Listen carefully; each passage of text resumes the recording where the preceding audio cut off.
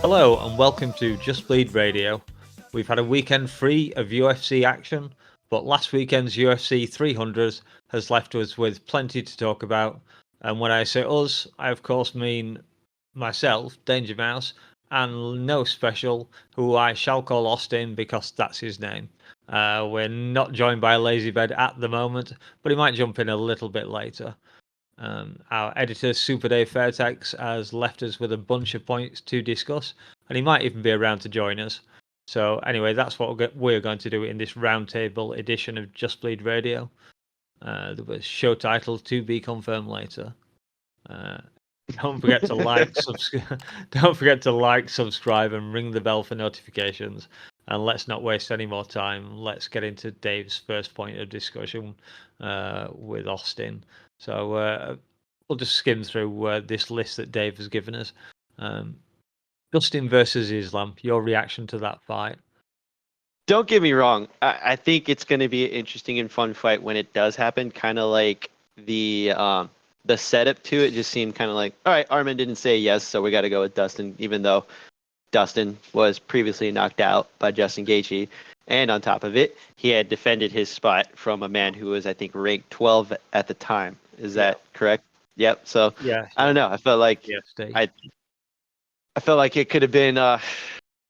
It just feels like weird that we have an obvious number one contender in Charles Oliveira. I'm sorry, not Charles Oliveira. Armin Tsarukyan, who the way the UFC likes to do stuff nowadays is just there's a schedule. We have to keep the dates. We don't care how we get there. We either need one key fight or two key fights, and then everything else can kind of. It's literally like they're throwing a puzzle piece at the wall, and then they're like, all right, we'll fit a couple pieces in there, but they're like from other puzzles. You know what I mean? Like it's schedule over quality of control, I think is what it is. Obviously, and it's not. I have the problem with it because Dustin didn't deserve it, and then Gaethje has taken the fight. Fought for the BMF belt, lost it. In some ways, I guess you could say it's very similar to what he himself did to Tony Ferguson. Stripped away a title shot from him, and Max has done the same thing to Gaethje. Yeah, weird how that happens, right? Yeah. So if Armin did turn the fight down. So if Dustin is up for it and Islam is up for it, it's a title defense. It's at lightweight for a change, or rather, his opponent is a regular lightweight. And yeah, why the hell not? They always say in this game you have to take your chances when they're offered you, and if Arman hasn't chosen to take it, because I don't think he took significant damage. What would he have had? 8-9 weeks to train. Yeah, it's a short notice. He has to go back to his home country, and then also have to get the camp together, and then on top of it, he has to be 100% because Islam is not a fight you usually want to take on short notice. I agree. I think that was the thing, is that it's a quick turnaround for a guy who nearly got submitted twice. Yes, he didn't take a whole lot of damage, but that's a fight you need to be prepared for. Yeah. Regardless of when the opportunity comes. Like it's not a fight you take on short notice for sure. No, I agree actually. I was just giving you the take from what they called Kiwi team. Yeah. I can't think of the name of the coach there. Oh, not Armin's coach, but Islam's. No, sorry. God, my memory's terrible tonight. Izzy's coach. Oh, Eugene Behrman. Behrman, yeah, Eugene. Behrman. Yeah. There you go. Thank you, Dave. So it's kind of the Eugene Behrman take to say that you should take it when it's offered, and I don't tend to agree. No, yeah, this isn't like a prelim fight on a fight night in the middle of the two big pay-per-views. This is for a guy who's on the regional scene. This is a title fight. This is not. Yeah, that's a different story. Yeah, you have to be silly to rush into those kind of things, and which brings us nicely to Gaethje, I guess. I was going to ask whether he was going to retire at this point, but I've seen a tweet from him saying that he's onwards and upwards. He'll be back in the game. So, I mean, I guess he's going to have to fight someone. I don't know where he's dropped to in the rankings. Anybody know? I think he's too far down. Well, go ahead, Dave. Sorry. Gaethje? Yeah. Probably. I have no idea. If I was gonna guess, I'd say 2. I'm checking. No, he's probably. I would say 5, right? At that point, 3. because he dropped 1 to 3. Armin is ranked number 1. Charles is 2. Justin's 3. Dustin's 4. Yeah. Okay. Makes sense. I'm just For me, who the hell can he fight next? give him Dan Hooker. They're both going to be coming off of losses. Wars. Yeah. Well, no. Dan Hooker is coming off of a win over Jalen Turner, and he was on I think a 3-fight win streak prior to that, or he's on a 3-fight win streak currently. He has not fought since beating Jalen Turner because he took a hellacious beating in that fight. He broke his arm, didn't he? Yep. And I would say when he's ready to come back, you give him enough time. Ideally, he's been out, I think now, 6 months, maybe less than that. I don't know exactly, but that'd be an ideal fight. It's an action fight. Both of them are names, and it's a soft touch instead of fighting another killer contender in the top 10 or top 5. That is true. Yeah, I quite like that. Yeah. I mean, it's lightweight. It's hard not to make a good fight. Yeah, that's fair, yeah. It is pretty much the most loaded division in the UFC. What about Gamrot? No, you save Gamrot for Charles. That's what I would do. Yeah. Fine with that. I'd rather see Gaethje in another striking battle, which you'll get with Dan Hooker. You know that much. Yeah, and on top of it, he's still a name that's relevant in the division. As far as Gamrot is concerned, you give him to Oliveira because Oliveira arguably could have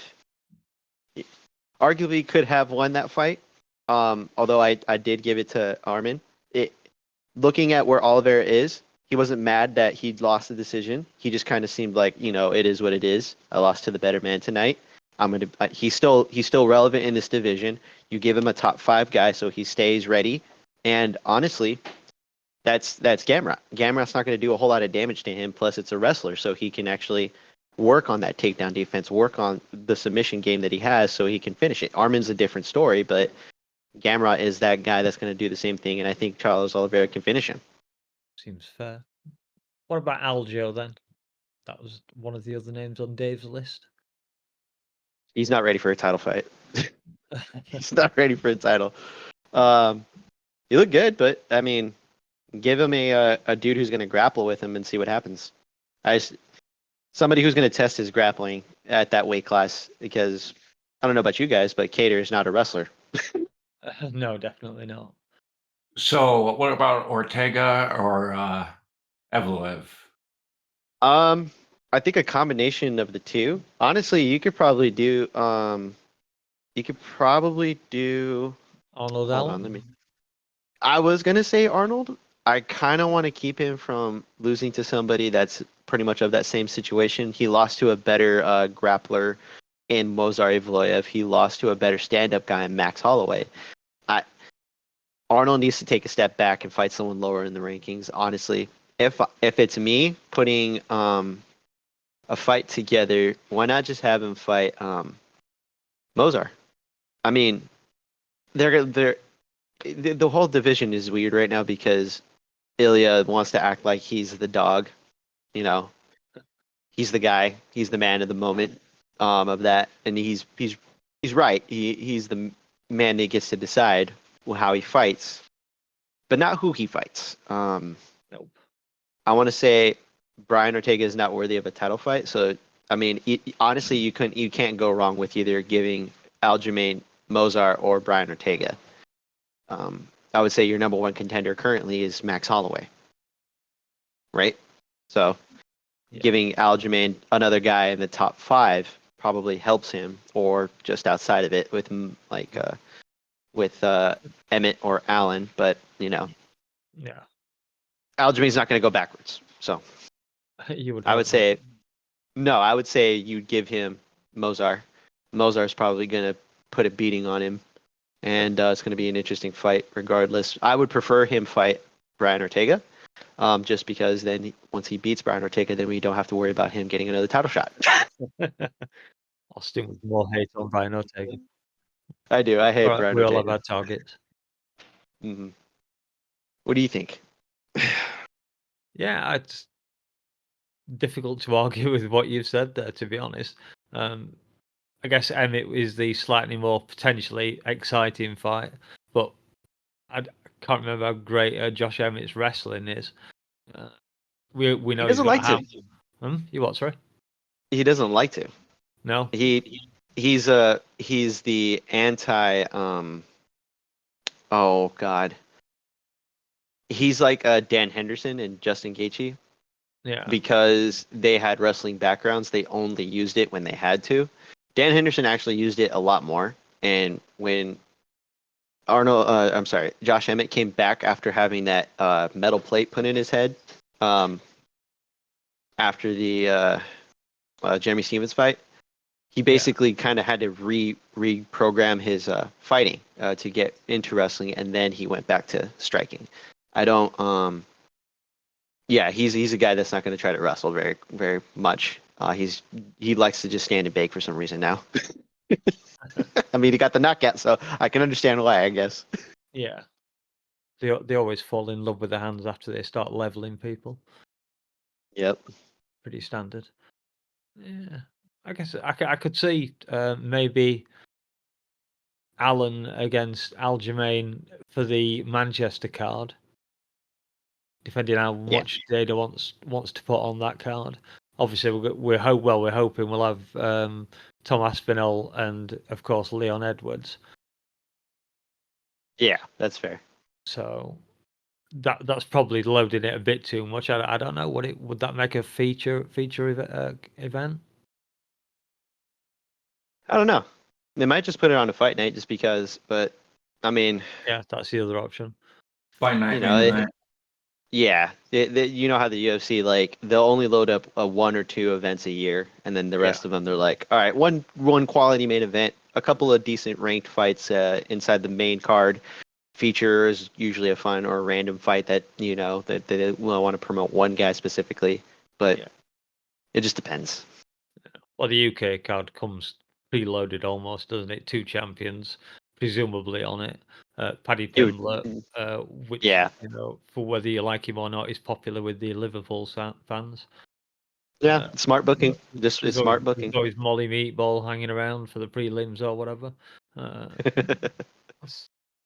yeah, getting a good England card or popular England card together isn't difficult.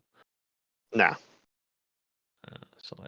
And what about, of course, Poatan, Alex Pereira? Keep him on the shelf. Yeah, you think? You're gonna have to, because the number 1 contender is Ankalaev. Mm-hmm. I don't know when he's gonna be ready to fight.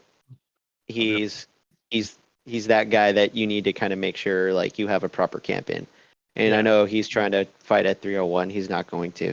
You don't kill him off. And that will brings me to the other thing with him and Aspinall, but we'll talk about that when we get to it. But just keep him on the shelf. Wait for a contender to show up. Right now, he is in charge of this division. There's no need to rush him to fight somebody else right now. No. I think, the only other contender you can have is Khalil Roundtree. And he's known as the Glory champion killer, or Glory kickboxer killer. Well, Jamal Hill's booked him up, hasn't he? Yeah, and I don't like it. With 9 weeks notice. He's gonna get knocked out. It's not gonna be good for him. I kind of hope so. I like Khalil Roundtree, or at least I like his fights. Yeah, exactly. I think this is a bad booking on Jamal Hill's part, especially coming off the way he got knocked out. Khalil's looking pretty good right now. Yep. I guess we might see if Jamal decides to revert back to some wrestling. Oh God, it didn't work out the last time. Have a look what else Dave had for us. Oh, that's something completely. Well, we could just jump to the Connor Chandler one. To what? Yeah, Connor Chandler. That's what I was looking for. Yeah. His reaction, nah. Because that's true. It's like 2 years after the fucking taping of the thing. Yeah, we've been waiting a year and a half for it, Connor, while you've been off making movies. This is stupid. And before that, you were wasting time. Don't get me wrong. I know the guy's made a fortune, but why people continue to care about him fighting, it baffles me somewhat. Agreed. It's just I a guess casual. It will be a show. At least we know that much. I think some of the other guys on the server too were saying it's like it's an event. Yeah. Their fandom came from Connor, so him being on a UFC card where he's actually fighting someone, regardless of who it is an event. For me, it's just another event for me. Me watching Connor is kind of like indifferent. I was a Khabib guy, so. All right, yeah. Like, Chandler should win, but he fights stupidly.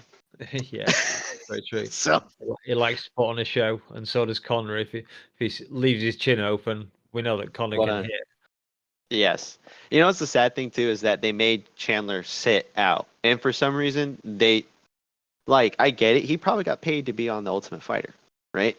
And here's the thing. I would hope so, because otherwise that'd be stupid if you just agreed to it. Yeah. I don't think you work for free when you're doing a TV show. Yeah, because what did you say, Mouse? It's been a year and a half since the book, since the show, right? So, absolutely. When was his actual last fight? Was his last fight 2 years ago? No, sorry, no. His last fight was Poirier. No, wasn't it? That was November. Oh no, you're right. 22. Yeah. Okay. Put his record. All right. Either I'm right or UFC.com is wrong. That's fair. I mean, they usually change shit randomly too. So. No. Okay. So it was that. Yeah. No, you're right. Because that's when he was having that feud with Dustin, and then Dustin fight happened, and then he. But Ferguson was the one before it. That was in May. Yes. Yes. That's okay. No, thank you. Yeah. It feels like they did it thinking that things would be different, and then Connor's injury or whatever, like coming back from it, plus the movie, basically derailed the timeline. And then on top of it, USADA kind of making him play the protocol, and then they're still making him play the protocol after USADA is gone. So, just goes to show they're like, we can't even trust him, the UFC. I mean, granted, if you've watched the interviews that he's done, questionable situation there. Very active these days. Yeah, like it's just. I feel like this doesn't need to be a thing that we care about. It shouldn't be a thing that we care about. Like, I would rather be more excited to watch Connor come back against Max Holloway. I'd be more excited to watch Connor come back against Justin Gaethje. I'd be more excited if Connor went up and fought some random welterweight that maybe is not so much ranked, but somebody is. This Michael Chandler fight just feels like it just doesn't make sense anymore, nor did it make sense when he was coming back. Like, none of it seems to be necessary, and it's only just because they don't know what else to do with Connor. Here's an idea. Make him fight fucking Nate Diaz. I don't know. Or, there's so many things they could have done with Connor, but for some reason, they're afraid to give him leeway or leverage, because when he did have leverage, he put he put 155 in chaos, and he put 145 in chaos. Like, the guy who would come through make these grand gestures with these big events, he's kind of like that barbarian that comes in and just takes whatever he wants and then leaves, but then doesn't back out. and then he just leaves everything in chaos. Like, that's his thing. But like, he's never defended a belt, and he's constantly acting like this sport exists because of me. And it's like, yes, you brought a whole lot of, just like Ronda. New eyes, yeah. Yeah, it's like you brought the sport to another level. Eventually, the sport outgrows you. I think the sport has outgrown him. And it's not that he's still not relevant. It's just he's no longer the guy. No, and that's okay. People are tired of his antics to some degree. Yeah, I mean, watch him become the most beloved character if he wins again. But like, he won't be. He's not. I'm not going to care. It's just going to be something that we have to discuss and figure out what we do with him next. Which that's going to be the whole thing himself because his contract is only scheduled. I think what is it? I might be wrong on this. I think he's two fights left, including this one. This one and then one more. That's been the argument as to why the UFC haven't given him a fight for so long. So they can keep him tied up in his contract until they get their new TV deal sorted. So obviously Conor brings extra eyes to the UFC. So it makes good business sense not to let him get out of his contract too early. I mean, it kills his prime, but well, his prime was already dead. Let's be honest. That's fair. I didn't want to say it. Being who I was, cheering for the biggest fight, but I like Conor in his time, but that time has long since passed. Agreed. It's like seeing Nick Diaz fight again. No, I used to like Nick Diaz, but I don't want to see him fight again. Thank you. Exactly. Yeah. It's not necessary anymore. All right, let's go on to the next thing. The new gloves, which, as far as I can see, look very much like the old gloves, just that you get some in a horrible golden mustard color, as someone described it. Yeah, I was assuming that there'd be a bigger curvature. It's only a slight curvature, and I think they've made it an ounce lighter, or not. I'm sorry, like a quarter of or whatever, slightly lighter, and that's what I think they weighed it. I think it was like instead of it 4 ounces, it's like 3.8 ounces or some shit. All right. But like, if we weren't gonna just change the glove, now would it have been the time? What does it matter? Like, if the way that the glove works is that your hand is automatically flat and your digits are out, right? Because of the way the glove is structured. In Bellator and in Pride, they had the gloves that naturally made your hand curve, kind of like how boxing gloves do. Now, granted, it's a different situation altogether, but like the gloves would automatically put your fingers in a curved position, knuckles out. The UFC gloves, for some reason, they were boxy, a pretty decent pad on top of the hand and around the knuckles, but they're not ideal. The sport needed these about 10 years ago if they were ever addressing or adjusting them. And now for some reason they're just barely doing it. I don't know if it's because they have some kind of contract with the manufacturer, if they are the manufacturers themselves and they just don't want to pay somebody else to make a new glove and own the rights to it. I know. Whitman has his gloves that everyone seems to like, and they have been mentioned quite a few times. But from what I understand, Dana wanted the UFC to own the intellectual property on the gloves, and Trevor was like, "No, if you want to make my gloves, you can do. I'll set, I'll lease you the design. I guess that's the correct term. I don't really know." No, because it's his. If he has like a license or not a license, I should say, the patent for it, it's his. Yeah. Right? Yeah, that's what I'm saying. Yeah. Yep, exactly. You can be licensed to produce it until he says you can't produce it anymore. Yep. What would it cost the UFC for that? Peanuts. Probably $10 million. It's probably $10 million. To get the rights to women's gloves. I would. Well, I mean, what would you put a price on it if it's your glove? I don't know. I think he didn't have a price. Like, he didn't want to give up the rights no matter what. No, I give it up. That's like 20 million. Oh, you're on about giving him the price that he can't turn down. Yes, right. I think there's a price. I don't think you could do it. To be honest, I think Whitman's probably very well off already. I mean, yes. He's had a piece of Gaethje. He's had a piece of Rose when no offense intended, Pat Barry. He's had a piece of Rose when she was champion, and he had a piece of Kamaru presumably when he was training him as champion. I'm sure Whitman's made decent coin out of all that. He's just built a new gym, I think, up in Colorado. that look very swish and nice. I'm sure Trevor's doing pretty well. Yeah, I mean, I think this is a mix of Trevor wanting to keep his name on it or name associated with it, and the UFC doesn't like to do that. And on top of it, it's the UFC also being cheap. Like, we'll figure it out ourselves. And this is them figuring it out 10 years later, or I should say, just Not barely figuring it out. Yeah. Because it did. If you notice the seams are different now. The seams are not on the, they're like, it's adjusted. And it's little improvements. At least they're trying, right? We can say at least they're doing something, I've only given a very casual skim over, look over them. So let's jump on to the next one, shall we? Why does the Apex suck? Says Dave. I don't. Okay, so this is a big thing. I don't hate it. I am indifferent.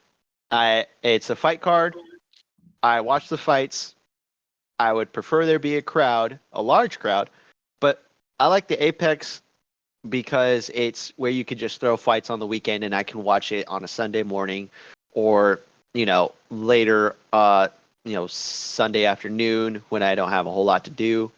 Or if I need to catch up on the card, I can watch it later that night in bits and pieces. And I don't need to watch the whole broadcast. I think that we said this before. It's like it's the Apex card. You don't have to tune in if you don't want to. No. I mean, fortunately or unfortunately enough for me, an Apex card is usually on at the time that's friendly, relatively UK friendly. It'll start at like 9 o'clock in the evening or something. So it's an easy enough watch.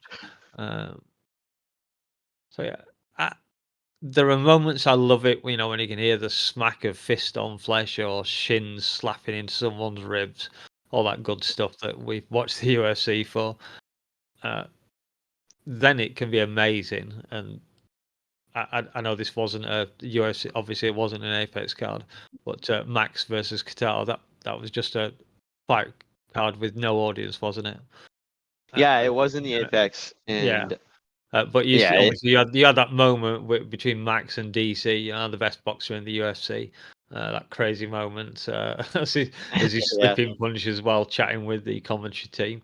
So, and I know we haven't had one that good at the Apex, but you still get those little moments at the Apex that you wouldn't get if you had a big crowd in there.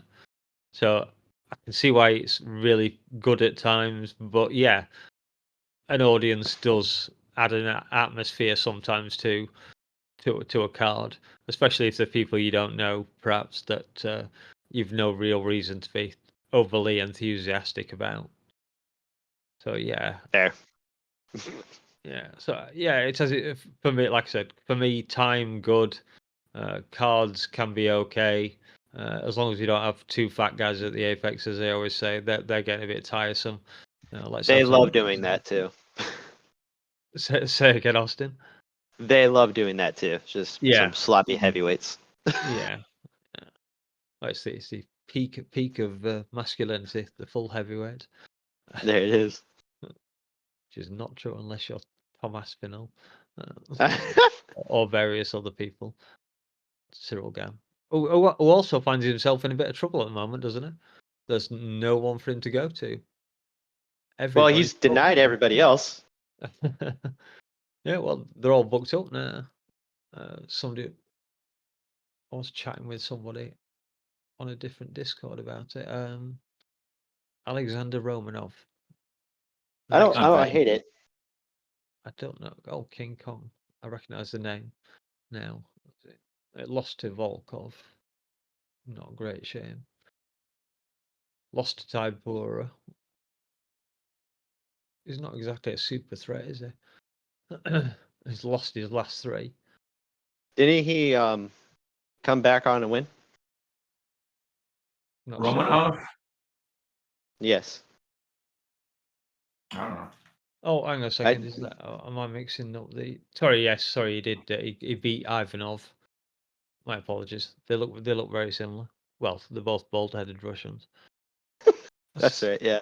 He because Romanov is like the mix of the Armenian Russian, and he's like, he went from like being the sloppy kind of like, heavyweight who could do a was it a tuck and roll, like hands, I can't even remember, a cartwheel, but he's also like out of shape. But then he can, slam you into oblivion. But he's also like struggled as of late against guys who are just like, okay, well, if I just defend the takedown, he'll get tired. And then he was in shape for one fight, and then, he's had an interesting career so far. I don't know. It just depends on whether or not you could get Gon to agree to somebody who's like not interim or current champion. Yeah. Which Gunn seems to think he deserves. He's in the same boat as, Blades, and Blades honestly has been active. But I mean, why not just make that fight? Blades and What you could have but done. That doesn't give Tom the fight though. Because I don't want Tom to fight. I want to wait for him to kill John Jones or Stipe. But it's a different story. But that's a weird thing to be waiting for, because Stipe is never ever gonna fight Tom Aspinall. Like, no. I mean, it would be nice if things happen. And I'm going to say Tom's one of those good guys in the sport. Not to say that Stipe isn't. I mean, he's a firefighter. But like, I hate the idea of just wasting guys' time when Stipe is so far past his prime. You're not wasting his time. He's like done. He's been not Stipe's. Tom's. Like, what are we doing here? Defending interim titles is not the same thing. You're saying don't waste his prime. At least he's fighting. I know, but I feel like he should be fighting the guy who's available. Stipe is available. He's choosing not to. That's stupid. Like, we're fighting a John Jones. Yes, it's an older John Jones. It's a heavyweight John Jones for legacy, right? Who's like available right now? If he wants to wait, why are we waiting 3 years? Just for him to come back and fight John Jones and then possibly retire? What? He could have retired anytime already and just been a full-time firefighter like he is. Or like, he's not even, the John Jones fight's probably not going to happen either. It's like, he's probably going to end up fighting something like that. Like, I mean, the guys aren't going to take the fights. They've made it clear they're not going to take the fights. Like, there's a price point I think that you can do, and it makes sense. I mean, it's not that Stipe necessarily needs the money. He's got a full-time job as a firefighter, but still, come on. Like, the UFC can afford to give these guys a little extra incentive to take the fight that makes sense. For this division, it's literally Stipe versus Tom Aspinall. John's already getting about $8 million for the fight, I believe. I mean, we don't know that for sure, but like at the same time, it's like, well, you could put a little emphasis on it. Strip John Jones because he technically can't defend the title. He's currently injured still, right? Yeah, but you don't how long do you normally take before you strip a fighter because he's injured? Well, if it's their title, you strip it the next day. Yeah, it's their title. Yeah, it's literally the promotion's title. Unlike it seems like such a waste of a take, though. It's like you're living in fantasy land on this one. It's. Well, I mean, happen. Just let Tom start building his legacy and let these old guys just do their own thing. Stipe's done, except for Jones. Jones is probably done unless it's Stipe. He'll have one more fight, I think, after that. He's got to. Yeah, no. John. Not what? There's no legacy at heavyweight. There's no legacy at heavyweight for him. His whole legacy is legitimately light heavyweight. And the only time that he's ever been a heavyweight was against two guys. And currently, one of them is not fighting because he's, choosing to be picky about his fights. The other one is Stipe. And that fight, he hasn't fought in 3 fucking years. That's it. Yeah, but I think John wants to go out with no losses on his career apart from the one that pretty much everyone agrees wasn't a proper loss anyway. It was just the referee made a complete bollocks up of the entire thing that caused John to then he's not a GOAT. He's not the GOAT then. He's not the GOAT. It's just simple as that. At least GSP was willing to take risks. Yeah, he took a risk against the easiest champ to beat. Well, look at John. The easiest fight when he came back for a title shot, and then That's what I'm saying, because it's like if he just wanted to say that he did it. Yeah, but unlike GSP, John has stayed around to at least defend it once. He's attempted to, and I think the other thing, yes, that's correct. Okay. He technically didn't want to fight Rob because of it. Intestinal issues that Brock Lesnar was also experiencing or has experienced prior to that. I think it's still one of those things. It's like for refusing to fight the guy who is available instead of fighting the guy who chooses not to fight. It just feels weird to me. If we're calling you the greatest of all time, you should not be picking the fights. Well, Dana's letting him do it. So I think there's something more to that too. I think they're not sure what to do with him. Like with Conor, they have a plan. With Jones, it doesn't seem like they know what the plan is until like they're just letting him dictate it, which is weird to me. Just because it's like Dana was willing to strip other champions and honestly institute interim championships whenever they want. It's just weird that they're giving precedence that they don't necessarily do for anybody else. There's a lot that just kind of seems off with the whole thing. For whatever reason, Dana wants to please John at the moment. So, I mean, unless they both go to Diddy's parties together, who knows? Oh dear God, no! Yeah, we're not going to go into that. I couldn't resist throwing it in. I guess we could go to Dave's next one. Where does Kevin Lee fit into this? Which I think is pretty obviously on the sidelines somewhere. Doesn't he have a fight? He's coming back. He's coming back. Oh, is he coming back? Yeah. Okay. I heard that after. I don't know who. He's been training. He's coming back at 155 pounds. Oh God, no! The most dangerous division in the UFC. Yeah, good luck. Yeah. You'll need it. Kevin Lee's angling for a Ferguson rematch. All right. And as long as Ferguson is still going to take fights, that's probably one of the better fights for him to take. Well, he's not ranked, so I guess what the hell. Yeah. We don't know who wants to see Tony getting his brain smashed in anymore, but it's Kevin Lee. It's Kevin Lee. Kevin Lee hasn't been exactly on fire as of late. Well, no, that's true, but you think it. Like he's the prospect who never like got to, he got one opportunity and then he never got there again. Yeah, one shot, one opportunity, and he missed it. Well, it's not for lack of trying. He also had staph, but like he just. Oh God, the fatal disease. Oh yeah. It happens, These things happen in MMA. No, we'd have a very quick one. Can Alex compete with Tom Aspinall? I would say he can compete with him, but I'm not sure how long he can compete with him, given Tom's record of putting people away so quickly.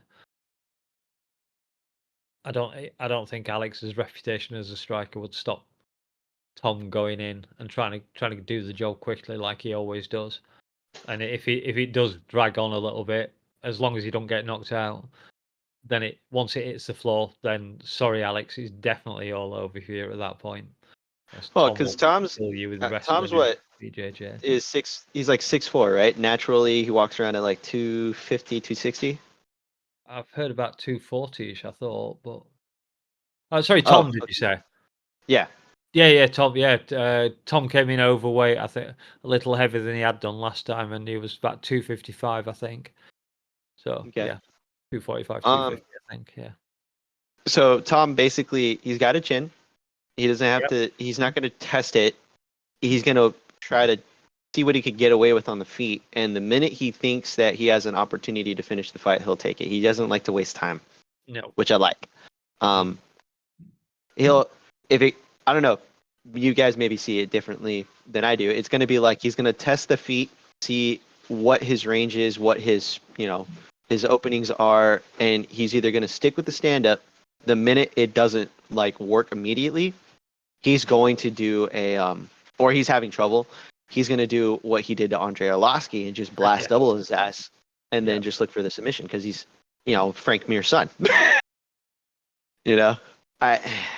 there's no. The only way is that he decides to stand and bang on the feet, and I think that's it. Even if Alex is a light heavyweight. 5 rounds with him or something stupid, yeah.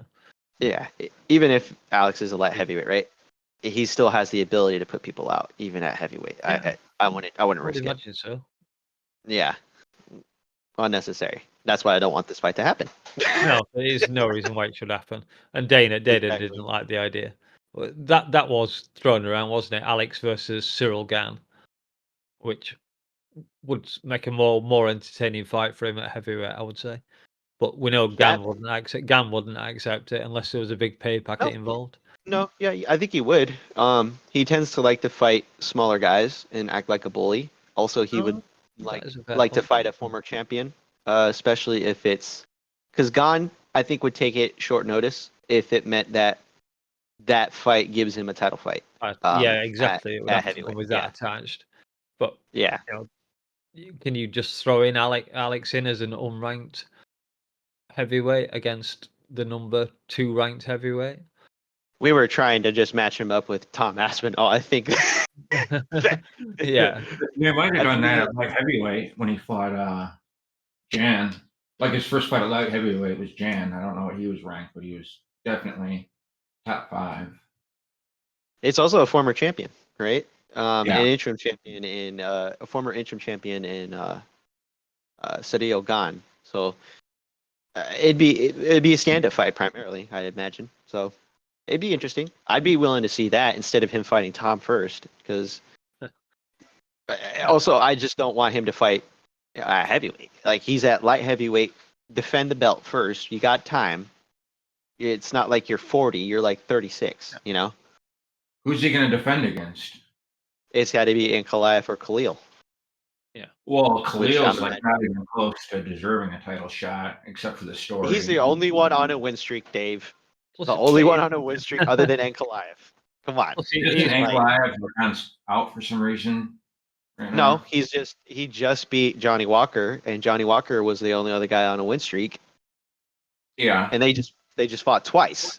So that's the only other fight. Those are the 2 fights at light heavyweight. Unless you're bringing in a guy from another promotion, which they might, but I doubt it. You can't do Jury just yet because you just beat Jury. Yeah. I don't know. I think you can run it back. I think you need to wait because, like, you could. I think a good one to do would be if Jamal beats, Khalil, which I doubt, put him up against Jury. You keep Jury on the side, and then you have him because Jamal's doing a short turnaround for some reason. I imagine Jury doesn't take short notice fights. No, I would hope not. That'd be the only other fight, and then you have the big test is Ankalaev, because Ankalaev will wrestle, and he will wrestle him to death. Yeah, that's what everyone's worried about. Yeah, so that's the one you got to do, because if you could get past Ankalaev, which I mean, he's got the touch of death. He boops people and they die. So yeah, that's the one. He's got to do it. Otherwise, what are we doing here? This isn't boxing. What have we been doing here for the past couple of years? We've been doing like the champs and all that are like the new norm. Like, yeah, but look where it's gotten us. There's no consistency with the divisions. The only ones that you have consistency now are, well, bantamweight now, because they've managed to get that back into control. Alex just lost his belt, and that dude Ilya is trying to establish a new control in his way with, I want to pick and choose my fights. No, we just need guys to defend the belts, because we've gotten so crazed over champions wanting to do double champ stuff. And I think it has to do with the belts. They're no longer printing belts or making belts for each individual defense. It's one belt. You only get one belt, and there's rubies that are on that belt that you get. Yeah. And I don't know if they give you a new belt if you defend. Like, if you lose the title, and then I think you would keep your belt, but you would also, I don't know if what this situation is if you lose the title, but then you also come back and win the title, if they would give you a new belt or not. I would think. I doubt it. I doubt it, but that's what I'm saying. It's like that. The UFC is no longer printing belts all the time. I mean, hell, what was it? Demetrius Johnson was the only guy that had 12 belts, I think, at one point, right? And the UFC literally took them all back. Yeah, they literally took them all back because they're sleazy about that. I did not know that. Yeah, no, because he did a photo shoot. Because I think it was Demetrius Johnson was doing it, like, because the other boxers were doing it.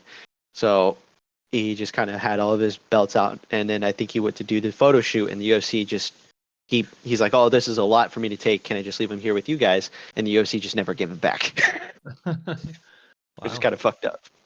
Cheapskates. Told you. That's what I'm saying. It's like they're literally like, I think somebody had said this. I can't remember who right now, but it's doing the double champ thing is the only other way to get multiple belts. Yeah. Physical belts. So it'd be interesting to see. And the other one you almost brought up there, PFL. Yeah, it's a fun card. It's fun. I mean, what I saw was fun. Yeah, it was which is not usually the PFL standard in this case. But if you're looking at what they did and I think they're doing the season again. So this last one was welterweights and featherweights. Brendan Loughnane gets a win, and he's a guy that they like to promote. You had Andre Koreshkov in the main event, and honestly, he didn't look too bad until he got hurt, and then he just couldn't come back into the fight. You also had I was telling you guys this earlier before we started recording. It looked like a Bellator card pretty much, and I think that's the thing, is that you still have issues with broadcasting and whatnot, but it comes with PFL because they're still trying to figure their thing out. This isn't World Series of Fighting when they had an idea of what they were doing.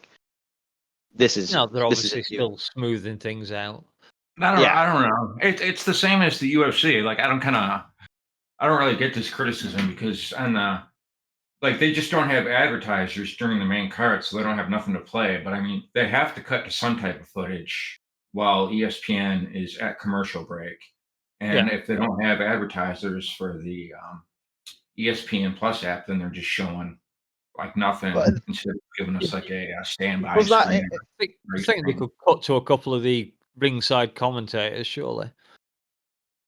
They do that a lot, though. That's the thing. It's like they're trying to kill air constantly, but it's the between fights that there's not a whole lot going on. And I don't know if that's just because it's on ESPN Plus, that's what the feed I got was. I don't know if you had noticed it either, Dave, because you also have ESPN Plus.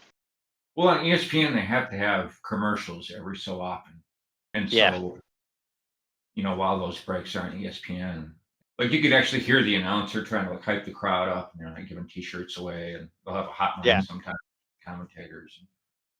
I think what they could do is use that airtime to just promote their next event. Like, yes, it's self-promotion. It wouldn't hurt to have something else on the TV other than just the cage with nobody. Also, I don't know why they do the thing where they snake through the audience. Like, why not just have a direct thing to the stage?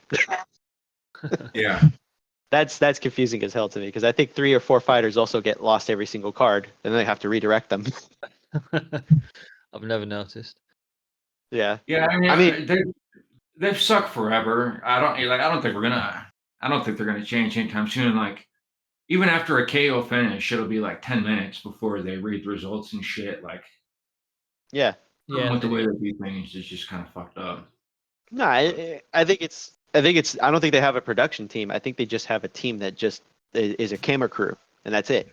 And because that's what you have the truck crew for. Like, they literally their whole budget went to Francis. So yeah, I mean, it happens. They do have another 100.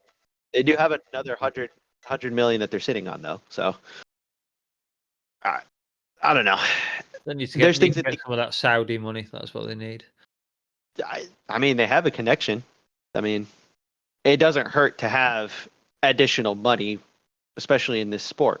This sport eats up revenue like crazy. I mean, look at the UFC. Like, they are literally printing money because they're burning that much money. But at the same time, it's just they also have a whole roster, a schedule. They've been doing this for over 30 years or whatever. PFL is just starting. And they had literally come from World Series of Fighting, which actually Justin Gaethje came from, and a bunch of other fighters had come from, and it's been rebranded and they're physically starting over. This is just par for the course for a new organization. They're trying. The best we could do is just hope that they fix the issues now or eventually, because if they want to stay in the space, they have to address some of these things. They have the roster now. Whether they keep all of them is another story. But, it's not the organization's fault. They're trying. Yeah, well, there's obviously still things they have to do as part of the contract with the Bellator guys, I guess.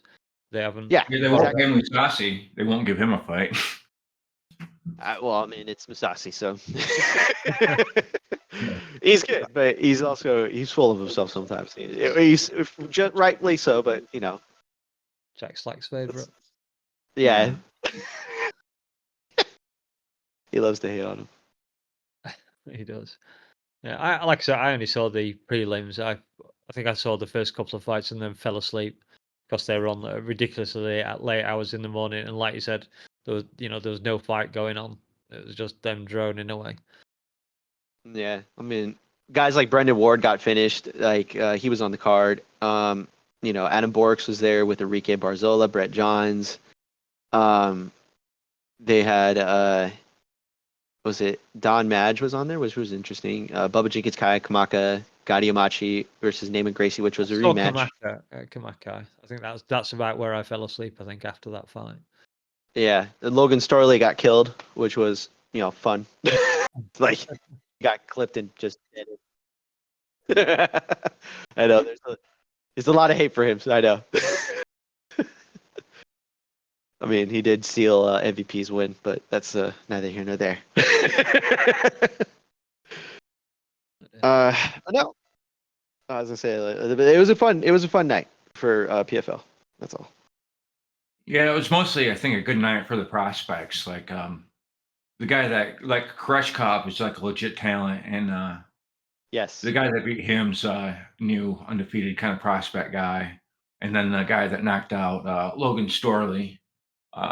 Those are two big legit Bellator names. Like this card was probably over half Bellator fighters, and so some of the got some new guys to look forward to.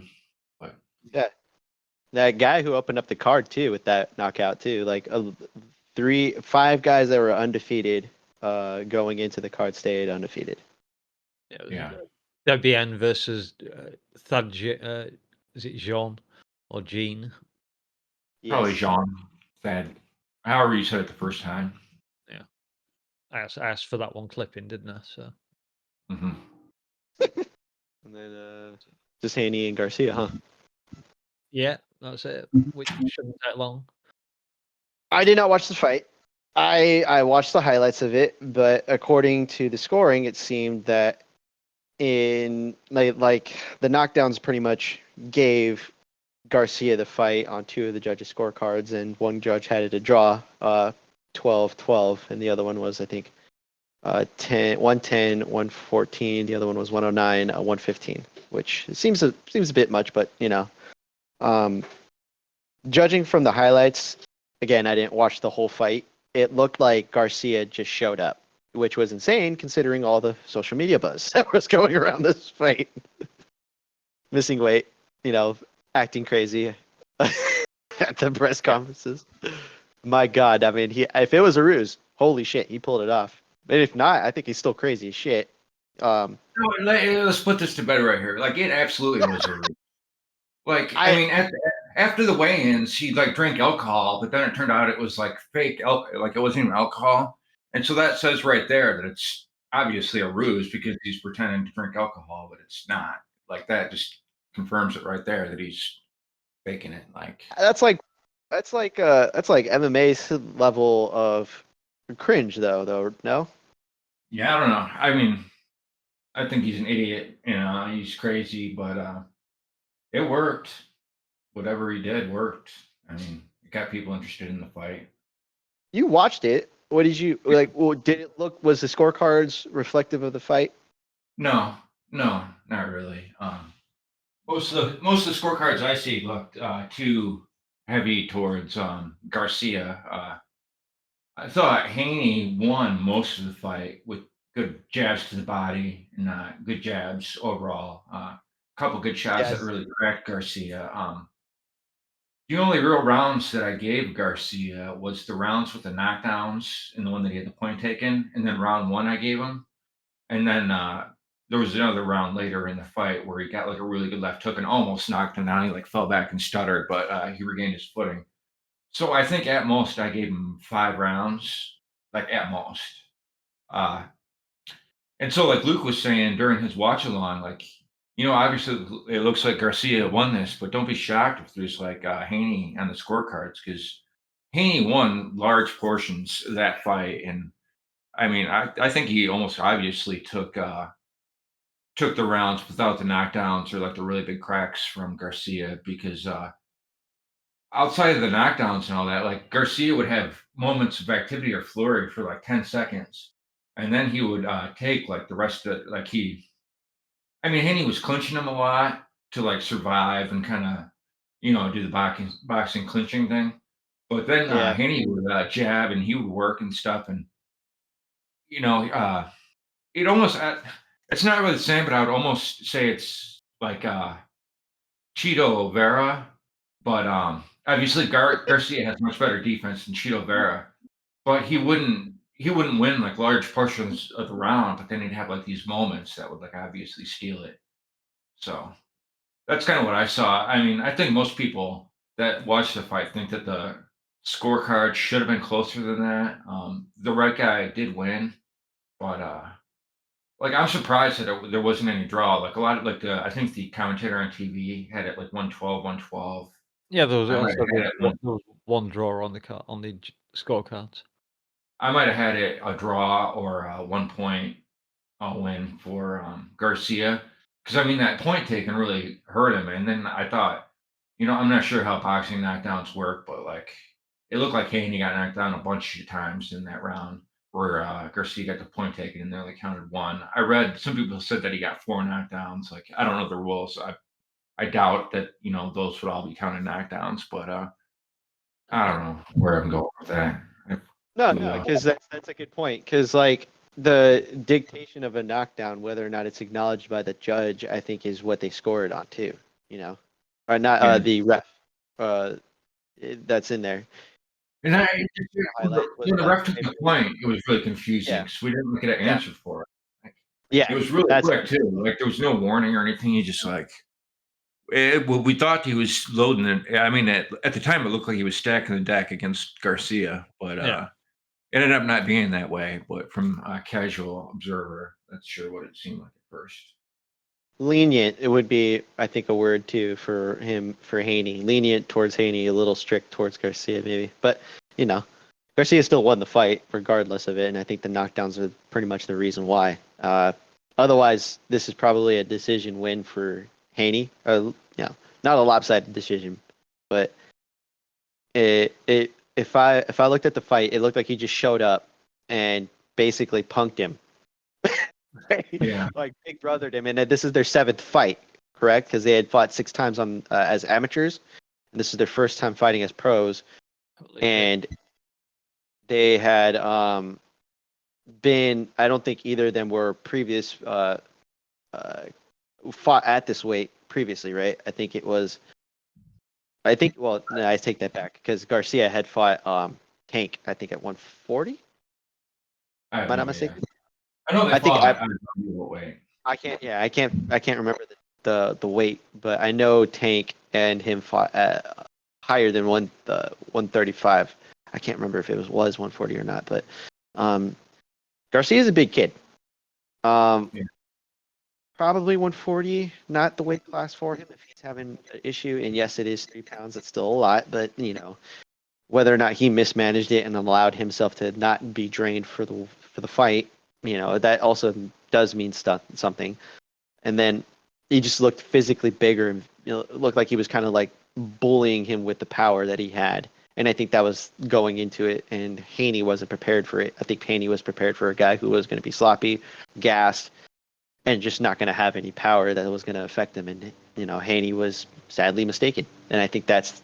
It sounds to me like you're saying Haney didn't take him seriously, like he was preparing for a guy that didn't have Garcia's skills. And I think what I saw is Haney looked prepared. It just looked like I think he took him absolutely seriously. He went in there and he performed to how he normally performs, but Garcia, just his defense was really good.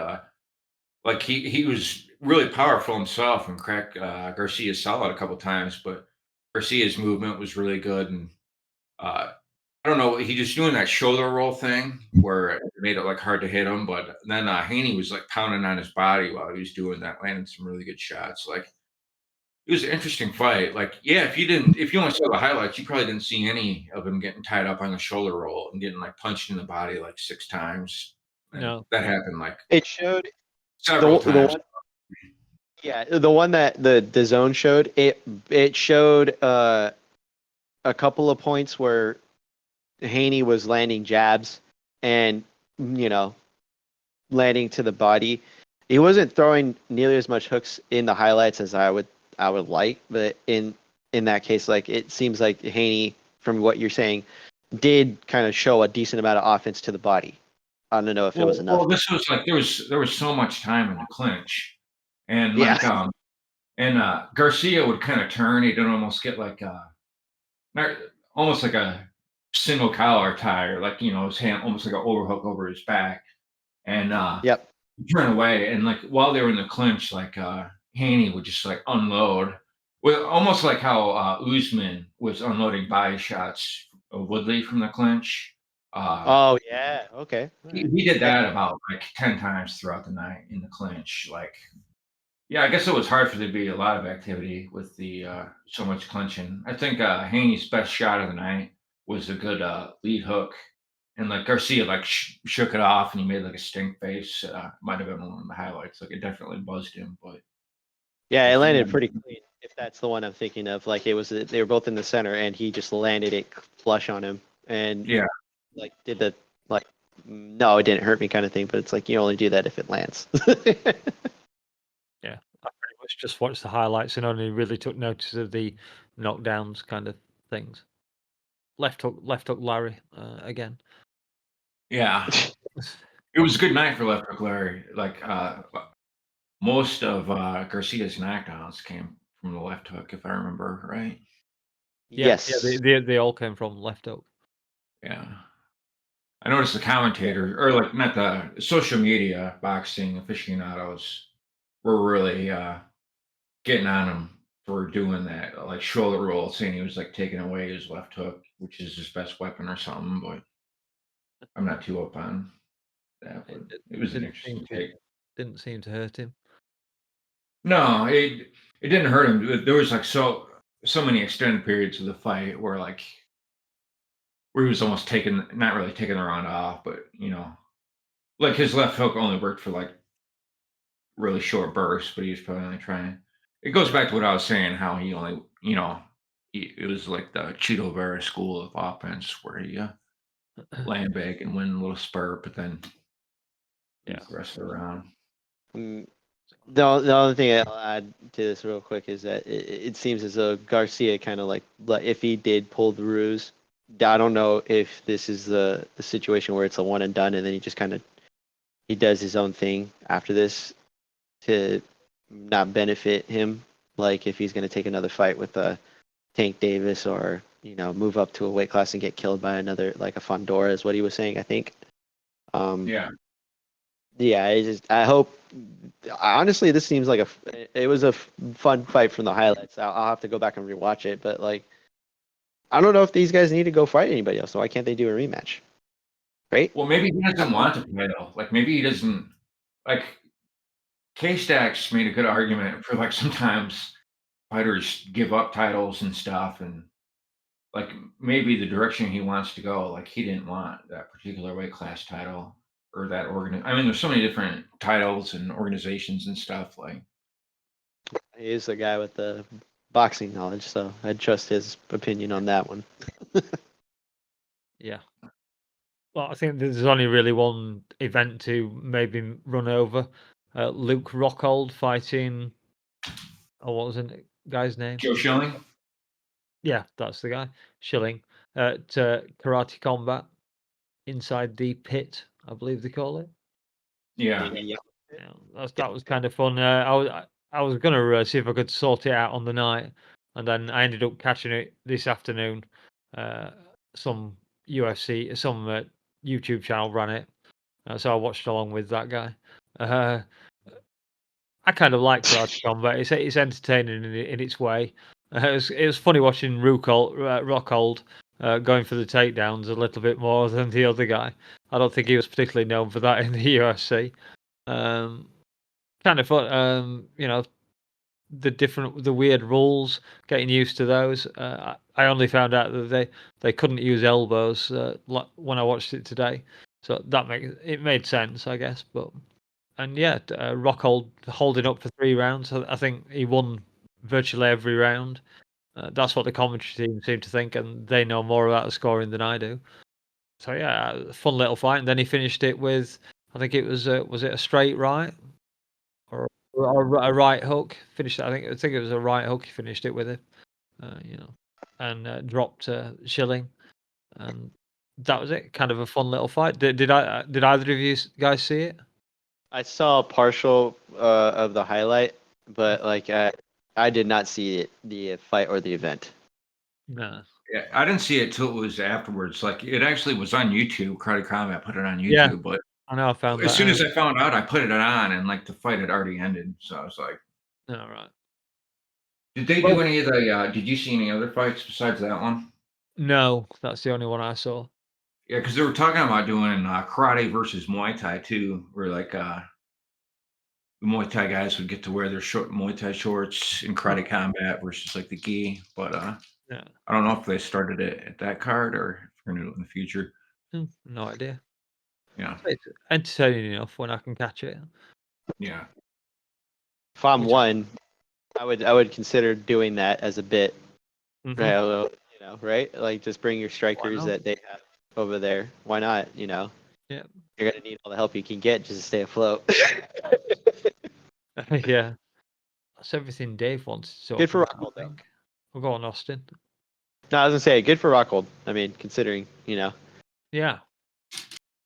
Joe Schilling's ass too, so it's nice to see him get KO'd. Yeah, well, he was a glory kickboxer, was he not?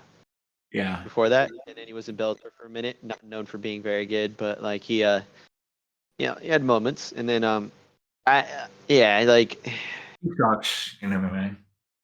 Yeah. He knocked out that guy in Denny's or something. I didn't like him because of that.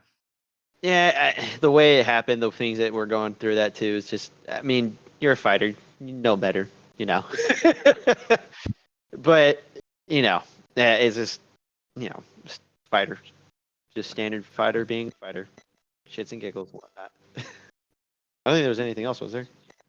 I don't think so. Everything's going very quiet amongst the three of us. So it was nice. It was nice seeing Luke Thomas eat his words live in person, or not in person, but watching his stream. Who? Luke Thomas. Yeah, Luke Thomas. Before the fights, he was saying he made a big deal. Devin Haney is gonna tune up Ryan Garcia like a fucking guitar, and he made a huge deal out of it. And then he kind of lived up to his shit take through the night, so that was fun. Oh, that's it. That was what I was gonna say. The Dana White blowing himself in the yeah, that was it. I'm all for gloating when you have an event, but like just like he did for the COVID situation, like, oh, look at all these people that said we couldn't do it. No one said you. It's not that you couldn't. They just nobody knew how it was going to come out, and that was the issue with 300. That was it. Like, we all had high expectations, and yes, we're probably still running high on the night itself because of the way the card played out. That card could have been the most boring card for their centennial 300 event. But God forbid, it's like the dude can't help himself. He's all, fuck you, suck my dick, like, look at all these assholes who said we couldn't do it. And look, gloat when you get to gloat, but like there's also a thing where it's like you shouldn't have to say it. Like, The event spoke for itself. Come on. I don't even care. Like, I don't think it's newsworthy. Like, Dana literally resorted to like putting skin tags and fucking random tweets from people. Like, he went to the besides like BC and I think Kalani went on there. He went like to like the random YouTube fucking red pill fucking crash corners. So it's like, who even cares? Like, just happens. MMA Guru was taking the piss out of it. I know Austin left a GIF in response to it. I don't know if he actually watched it or not. I watched a few seconds of it. I don't like Guru, but that's what I figured. Sometimes he could be funny. That's why I was like, oh my God. Guru does not appear in Dana White's attack on YouTubers kind of video. But he's got Lucas Tracy on there, who again also got a GIF, a very similar one actually, involved a carrot and I think a hamster. But I'm not going to say any more than that. Hey, all I'll say is that like if you want to go, fellatio yourself, like I'll just, I think there's better ways to do it. I think the clip that they'd taken from him because he was saying something about how the card could have been better. He wasn't slagging the card off. He was just saying that you could have put some other different events on it. Well, because there was also no talk about. There's no talk about like why the card was structured the way it was. It was just this is what we have. Yeah. This is the card played out fine. There's no issue with it. It most certainly did. Yeah, it's the way that the card was structured to begin with, and the fact that like, okay, we settled for the main event. Hello, Shatra.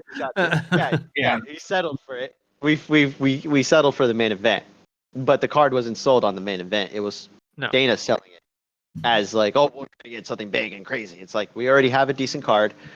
You could just say we're just having an event. Like this is what we have. We're gonna blow it out. You did kind of get the crazy event, but the main event was looked down upon, I think, by a lot of fans, and it potentially wasn't the most exciting main event. Obviously, it came out as a fantastic moment with that wicked KO by Alex, and then the entire meme celebration that he did after it, which I still don't entirely understand. But yeah. That was fantastic. See the way to do it to him as well in the restaurant afterwards was hilarious. Yeah. Yes. Yeah, I feel like we've been over this a million times before 300. Us in like MMA media and shit. Like the main event was put together at last minute.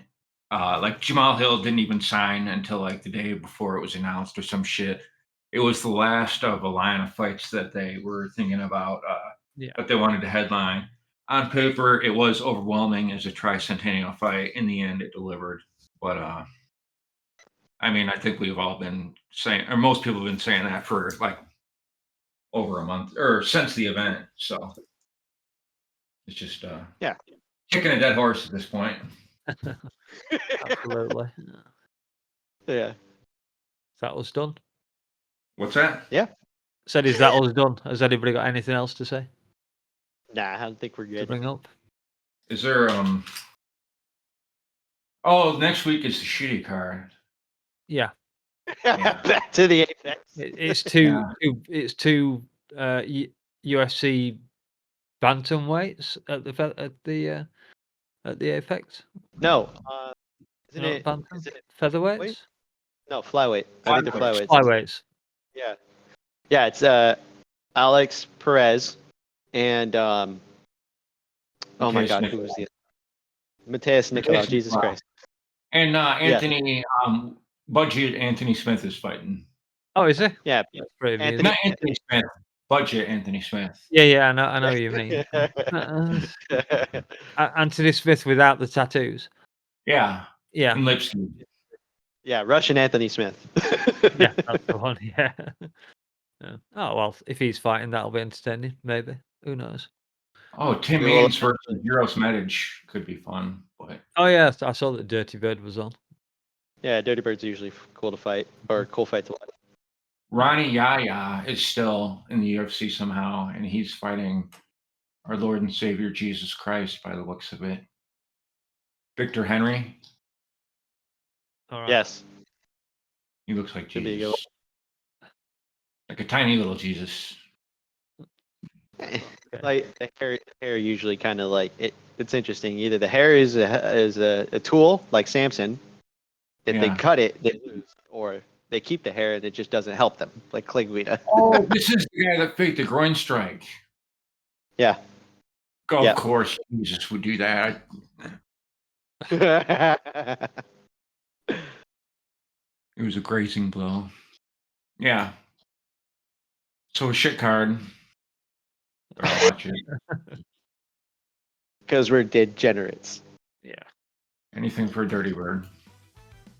Yeah. Okay, that's it from us at JBR. We're out. Let's get out of it.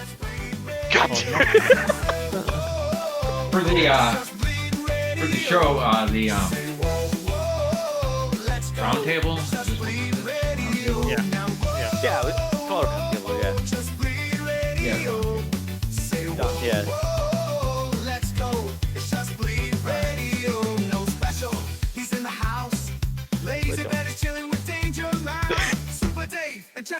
We're I tried to make an ending. And obviously it's not written down because this is all off the wall. That's it. We're out of it. Bye. Good night. Catch you next week, everybody. I gotta remember myself.